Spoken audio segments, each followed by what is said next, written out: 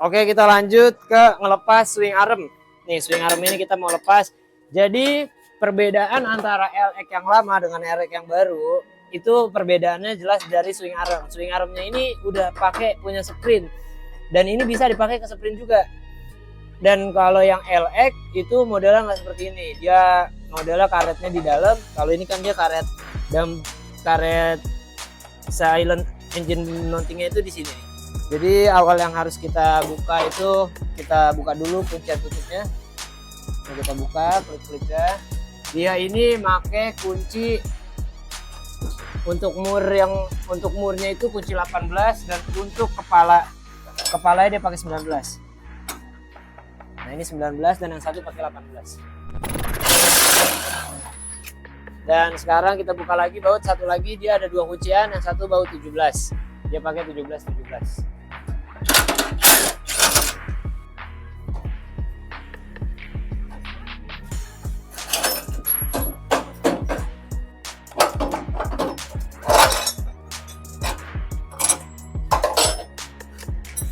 Nah, untuk si swing armnya tuh seperti kayak gini. Cuman emang di dudukan kupingan si engine mounting ini dia ada tambahan buat baut penutup. Jadi seperti biasa kalau habis dibuka dipastikan semuanya dipasang kembali, karena yang sudah yang kebanyakan hilang bagian part ini.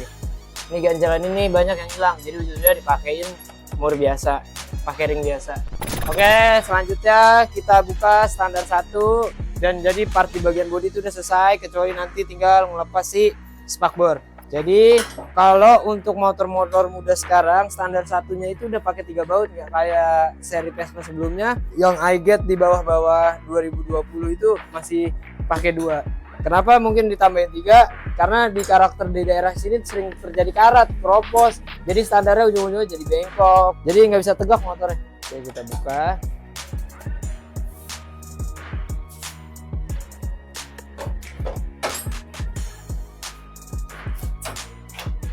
Oke, jadi di sini standar 1 udah kelepas. Jadi ini sensor standar. Biasanya nanti kalau emang mau ganti sensor standar itu biasanya harus buka glove box dan floor deck. Dan ini nih biasanya kenapa dia bisa rusak? Pertama karena ini nyangkut, kalau enggak dudukan yang ini sudah kemakan usia. Oke, sekarang kita mau buka spakbornya nih. Spakbornya. Jadi di sini tuh baut 10 3 biji dan di atasnya pakai plastik. Tapi biasanya gue pakai obeng yang kayak gini. Karena di sini biasanya keras karena karat. Ini agak sedikit mudah. Jadi kita pasang lagi.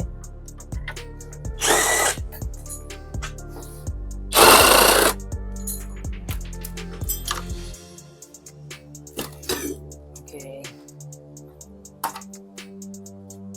Dan di sini kita buka dulu kuncian kabel tis. Di sini ada kuncian baut plus. Jadi teman-teman harus buka dulu.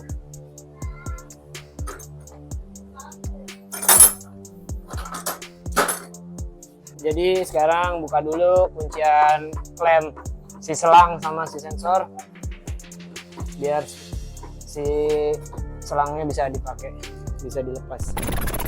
Oke, sekarang kita lepas. Oke, satu-satu di sini. Jadi kita lepas dulu dari selangnya, karena kalau langsung sekaligus dia nggak bisa, dia mentok.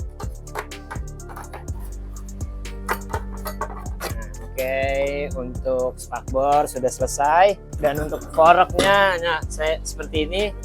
Mungkin kalau untuk detail fork di kemudian hari gue bakal bahas gimana semua detailnya, karena kali ini gue nggak ada restorasi fork karena forknya masih cakep banget. Jadi ini hanya beberapa, mungkin kalau yang mau lihat bentuk forknya Matic tuh kayak gimana. Kadang banyak teman-teman yang di Vespa klasik nanya nih, kalau kita mau rubah ke fork Matic atau fork kiri itu bisa apa enggak? Bisa, tergantung bengkel bubut ya yang mau ngerjainnya dan mal-malannya sih. Oke, beberapa teman-teman ada yang nanya nih apa perbedaannya antara fork LX seri Speedo analog sama yang digital. Kalau buat yang digital dudukannya ini udah pakai sensor nih buat pembacanya. Dia pakai sensor magnetik, dan kalau yang analog itu masih kayak pakai gigi nanas, pakai tali, dan secara hub itu banyak bedanya. Oke, next step selanjutnya kita mau bongkar mesinnya full. Cuman di sini kayaknya untuk di bagian krek as dan mesin ke tengah itu kayaknya nggak gua bongkar. Mungkin gua hanya buka blockhead, magnet, knalpot, rasio, dan kirian. Selebihnya kayaknya enggak, karena emang ini itu masih bagus banget dan gua harus buka tuh kayak sayang banget. Oke, proses pertama gue mau lepas intake, injektor, TB. Karena proses pertama ini kayaknya gue harus buka cover engine dulu, habis itu lepas knalpot. Oke, step pertama yang mau gue buka dari injektor dulu. Jadi buat temen-temen yang masih belum hafal baut-bautnya, lebih baik bautnya itu disimpan lagi di posisi awal. Jadi setiap barang yang dibongkar itu langsung dipasang lagi kembali bautnya. And next gue kendorin buat buka TB. Jadi ini TB-nya bentuk TB si Vespa ini, Vespa LX125. Untuk mesin ini 125 cc dan TB pakai diameter 26. Beda dengan Sprint yang 150 cc, dia pakai 28. Tapi ada yang nanya kadang, kalau di karet box filter ini dipasangin punyanya Sprint bisa nggak? Jawabannya bisa kok, gue pada bisa, pada di sini pakai. Cuman emang lebih kecil aja diameternya.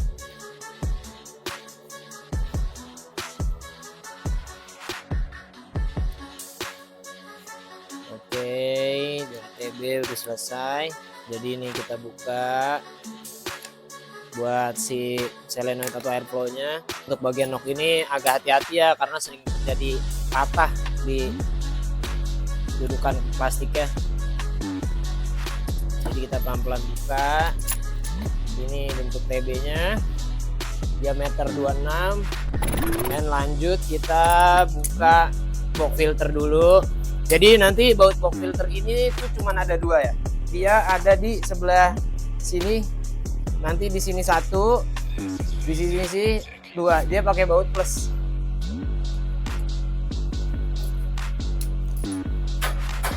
Oke, kita buka bautnya dulu, baut box filter. Dan satu lagi di belakang. Baut box filter tuh kayak gini, dia plus, terus ada ring matahari ditambah sama ring plat. Oke, box filter udah bisa kita angkat. Dan di sini perbedaannya, kalau untuk motor muda, hawa dari gearbox itu udah dipakein ke box filter. Kalau sebelumnya paling mungkin hawanya dilariin ke bawah selangnya. Kalau sekarang masuk ke box filter. Kita lanjut buka si dinamo. Jadi kalau box filter belum kebuka itu dinamo nggak bisa kebuka karena dia bakalan kepentok. Jadi kita buka box filter dulu, baru dinamonya bisa diangkat. Oke, dinamo udah kelepas. Ini bentuk dinamonya. Jadi dinamo starter itu cuma ada dua kuncian ya. Jadi di kuncian pertama ini yang tadi dari buat pegangan kabel, yang satu buat grounding. Oke, kita mulai lagi buka baut intake. Oke, kita lanjut buka baut intake. Di sini baut intake-nya itu kalau orisinil, kadang kita kalau mau ngebedain motor masih orisinil apa enggak, kadang kalau hanya bisa ngelihat sekilas itu dari baut. Kalau baut sudah pernah diganti, udah misalnya pakai baut 10 atau pakai baut lain, kemungkinan bisa jadi itu udah pernah di tuner-tuner, mungkin ke bagian tengah-tengah dan lain-lain itu bisa bore up. Jadi buat teman-teman yang ngecek motor, perhatiin bener-bener bagian baut-baut.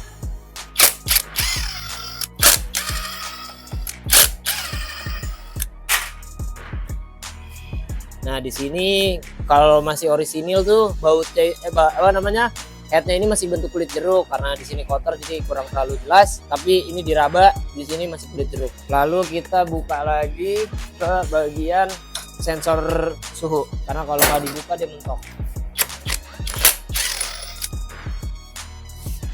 Dan di sini juga kalau untuk proses ngelepas koil, jadi koil ini kalau dinamo belum kelepas, kita mau lepas koil itu nggak bisa karena dia kepentok di sini.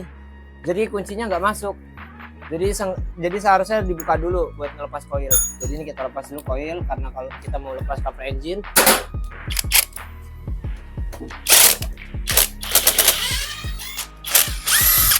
Cover engine-nya kita angkat. Koil kita angkat, baru habis itu kita ngambil cover engine-nya.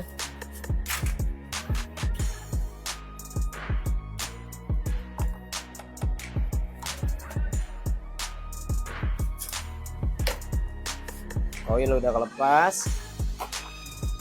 Oke, sekarang kita lepas si knalpot dulu. Di sini dia pakai kunci 10. Jadi untuk knalpot sendiri itu dia ada 2. Di sini mur 10 2 biji. Dan di sini ada L 2 biji. Dan teman-teman yang bongkar tuh udah harus pastiin kalau si lambda ini gak sangkut ya. Yang udah sering putus soalnya kabel-kabelnya. Oke, kita lanjut ke pembukaan baut L-nya.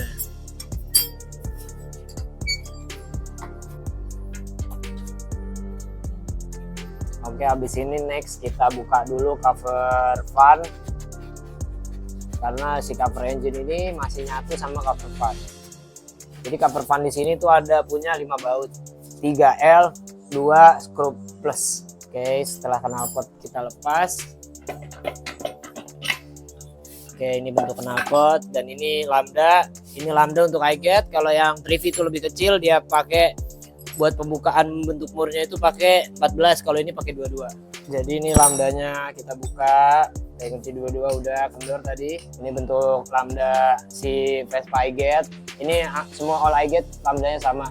Dan Vespa 2V pun sama, kecuali Trivy. Oke, lanjut kita buka si cover fan ya. Cover fan-nya mulai kita buka dulu.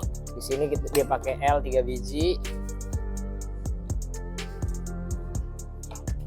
Setelah itu kita buka dulu bagian plusnya.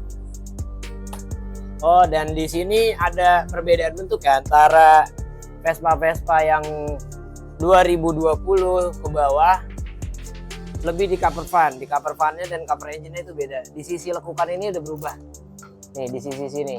Dia kalau yang di 2020 ke bawah, dia tuh masih bentuknya full gini. Jadi kalau cover engine misalkan dipakai under 2020, tetap bisa. Tapi nanti jadi ada space bolong gitu. Oke, next kita lagi lanjut buka cover engine-nya ya. Habis itu di sini tuh dia ada 1, 2, 3, ada 3 baut dan satu lagi yang 4 di sini. Yang nempel di rengkes. Oke, ini baut yang ketiga kita buka.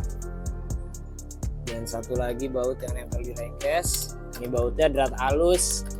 Hati buat teman-teman ntar takutnya salah. Di sini bautnya plus dan pendek ya. Kalau kepanjangan nanti kena variator. Bautnya pendek. Oke, kita mulai lepas cover engine-nya.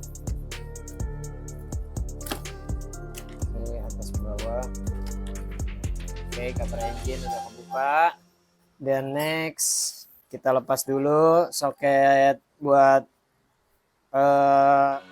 indikator oli. Nah, sekarang posisinya kayaknya lebih baik kita mulai dari bagian magnet dulu deh. Oke, di sini buat buka tutup olinya atau untuk nguras oli, ini dia pakai baut 24 ya. Karena di sini knalpotnya udah gua lepas, jadi gua nggak butuh kunci seperti ini nih. Jadi gua nggak butuh kunci kayak begini. Jadi gue cuma pakai mata sok karena knalpot udah dibuka, jadi medianya luas buat bukanya. Oke, kita buka olinya dulu. Dan jangan lupa kalau setiap buka oli buka dipstick biar cepet turun olinya. Untuk filternya di sini dia ada filter oli tambahan. Oke, setelah oli udah gue buka, gue mulai cicil buka si magnet ya. Di sini tuh ada kunci 12 buat bukanya murnya. Dan teman-teman di sini ada satu case yang sering orang-orang pas ngerakit kembali itu lupa. Nih, di sini tuh ada ring satu emang untuk menjaga luarnya, dan ini ring yang paling vital nih. Nah, ringnya ini ada bentuknya buat spinya. Jadi emang kadang harus bener-bener disimpan, suka hilang kadang. Oke, sekarang kita lanjut buka si bak magnetnya dulu. Dan teman-teman di sini ini ada sensor olinya. Kalau biasanya nih kalau motor udah ganti oli tetap nyala sensor olinya. Terkadang bisa dari sini dan bisa juga dari cover body. Oke, di sini kita mau buka bautnya. Ini baut ada 12 biji untuk bagian bak kanan. Mari kita buka. Dan di sini buat teman-teman kalau yang belum hafal itu kita pakaiin media kardus. Dalam arti media kardus itu dibentuk. Saya kasih contoh seperti ini. Jadi di sini kalau pribadi gue, kalau gue baru dapet case buah mesin dan mesin itu belum pernah gue bongkar dan gue nggak tahu nanti urutan bautnya seperti apa, Jadi gue selalu pakai kardus dengan media seperti ini nih. Contoh ya, ini kita buka dulu bagian 1, 2, 3, 4. Ini kita buka 4 baut.